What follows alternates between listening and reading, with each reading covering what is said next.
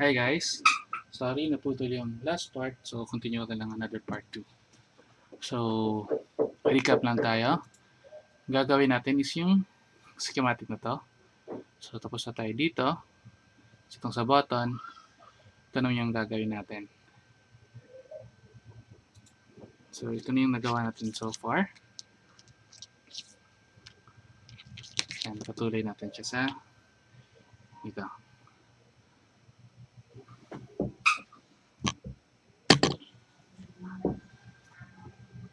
So, maglalagay na tayo ng papunta sa 12 volts. So, ito yung wire na to. Ito yung connected papunta sa coin slot. So, depende kung gaano kahaba nyo gusto.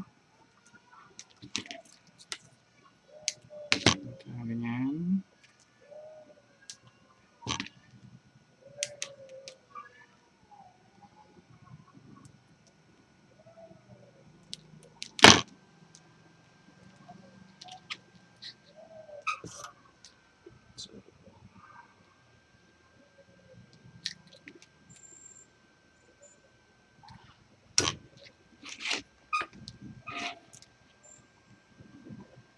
Natin pa sa VIN. Okay.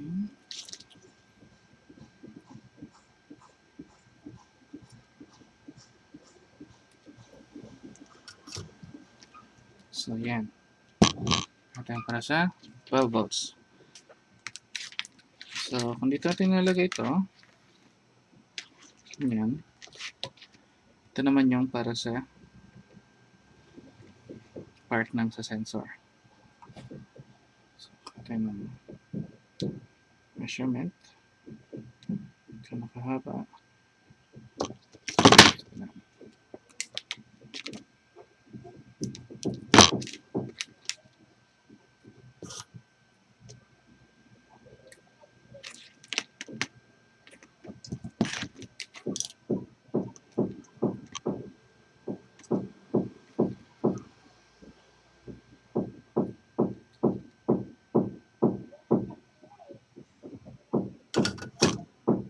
And tapos,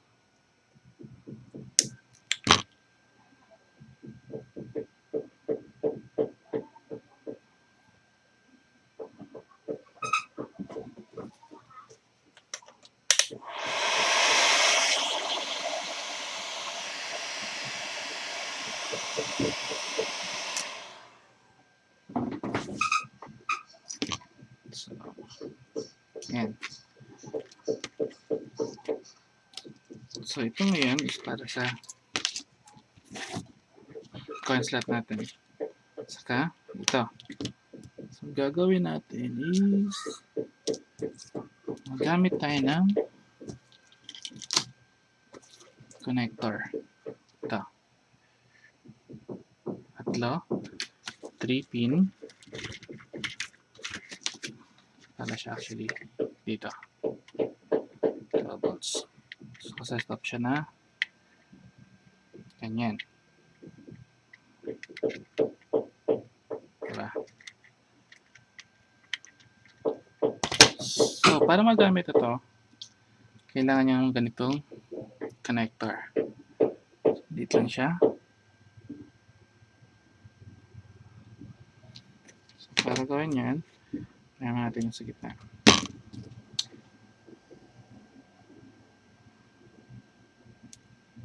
So, cut ka lang ng ito ka haba.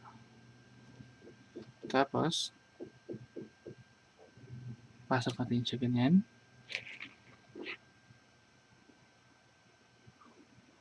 Tapos, ipitin natin.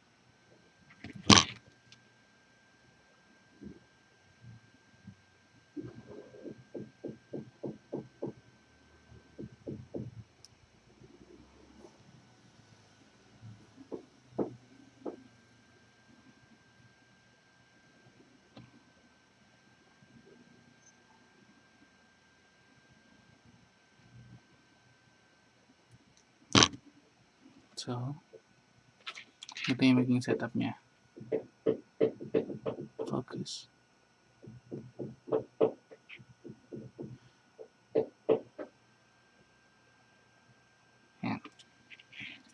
then connect natin siya sa gitna. Kasi dito yung sensor. So, auto-lock yan siya.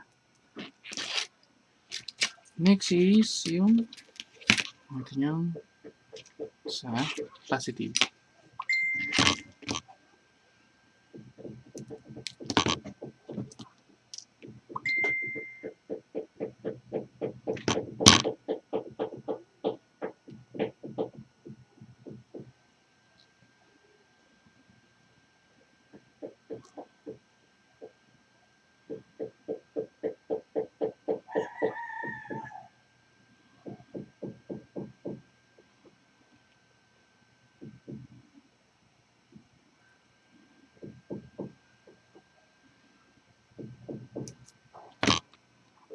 Positive. Yung positive nito is nandito sa taas. Kasi 12 coin ground. Dito na siya lagay sa taas. So, lagyan natin ng wala. Para di tayo mawala.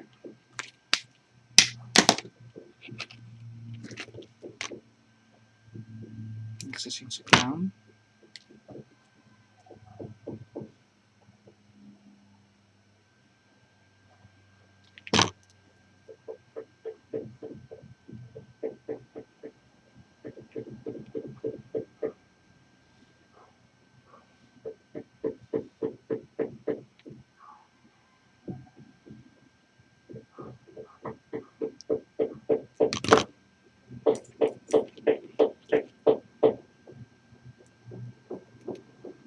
So, natin kompleto para sa 12 volts.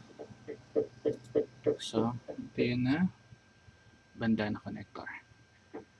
Next is para sa LCD naman.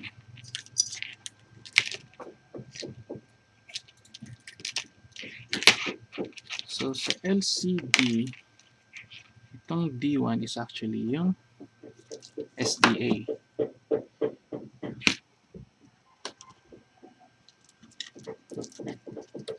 So, ito yung sa likod ng LCD. Makikita nyo, hindi clear. Yan. ground, BCC, tapos SDA, SCL. So, ito yung para sa SCL, tapos SDA. Natin ang wire. Gano'n kalayo. Ito yung dalawa.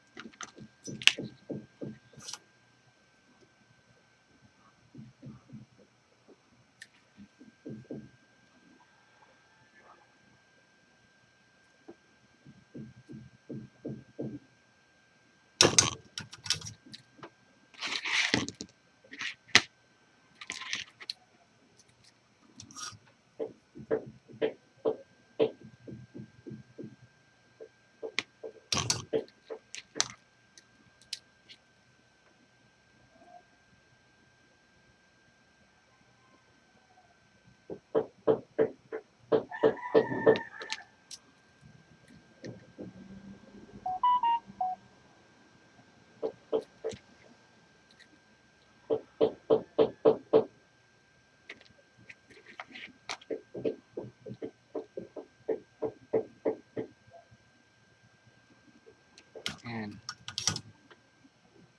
Ayan. Heat shrink.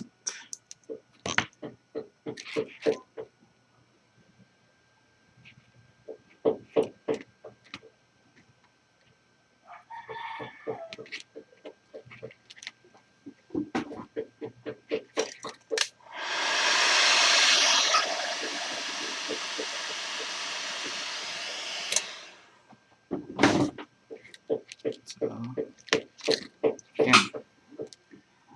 Next is kuha rin tayo ng 5 volts dito.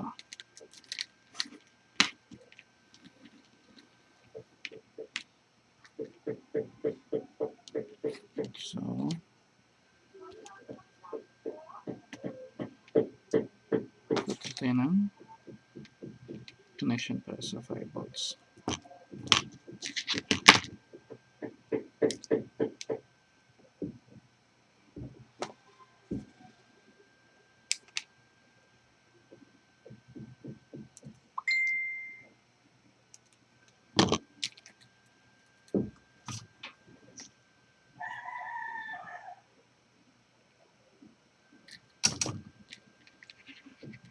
So, dito, may 4 na part. Ito is actually ground. Then, ito yung 5 volts. Para hindi kayo malito, kalinya lang yung siya. Kung V in, ibig sabihin 5 volts. Pag ground, ground.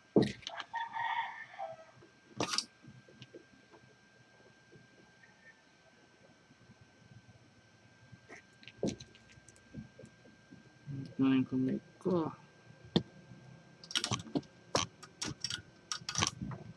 So, yan. Ngayon, ito actually ito-connect natin sa isa. Papunta sa code solver.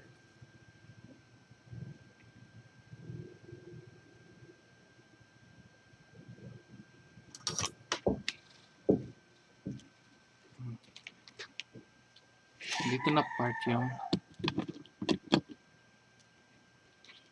papunta naman sa LCD.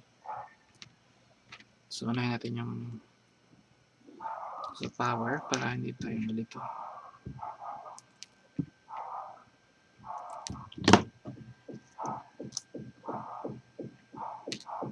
Ulit ito.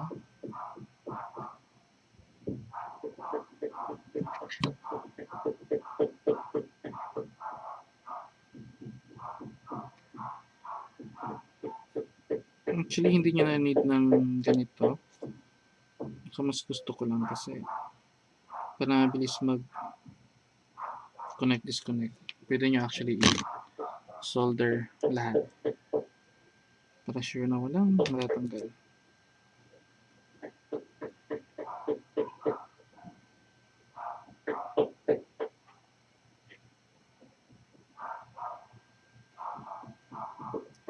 So, yan.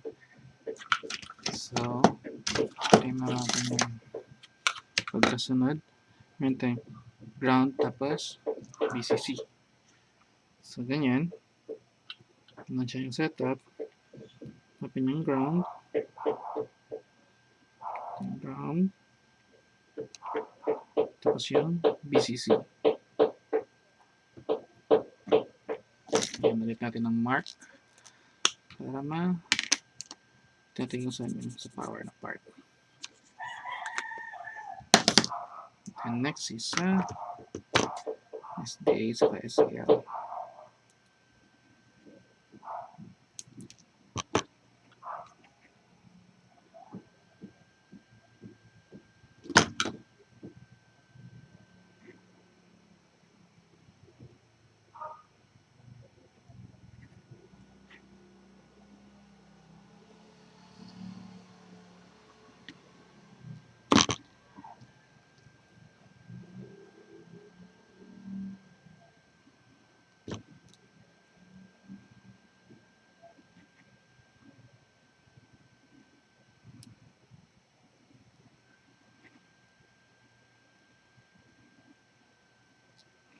So, yan. Next is yung SEL natin is ito na part.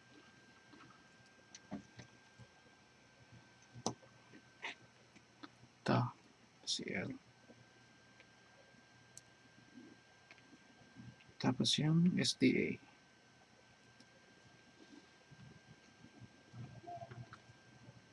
So, yun. Mas tapos na tayo sa ang gagawa natin. Next is, kailangan natin itong i-heat shrink para malinis tingnan. So, meron akong mas malaking heat shrink.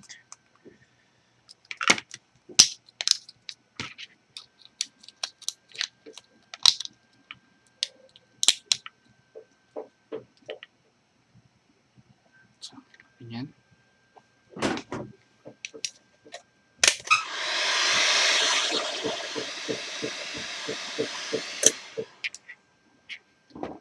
So, ganun.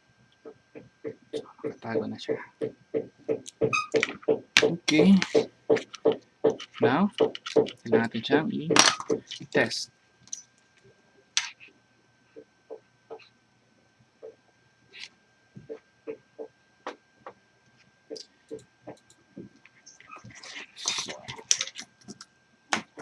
Okay na.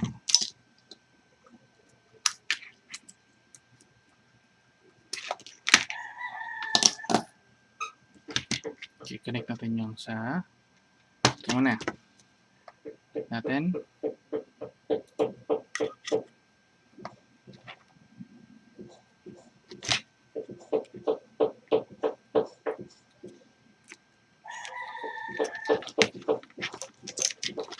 Tapos ito sa power.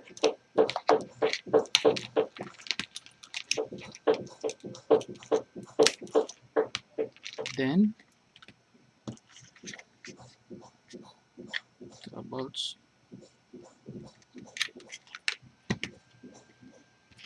Tapos ito yung power sa button.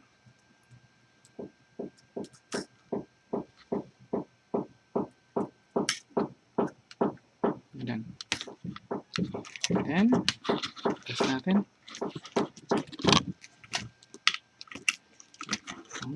Nagana. Okay.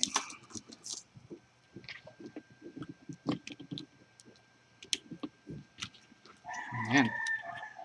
Flashing Vendo Wi-Fi.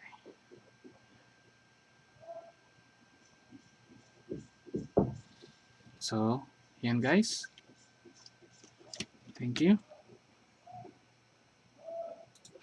So, ito na yung full setup.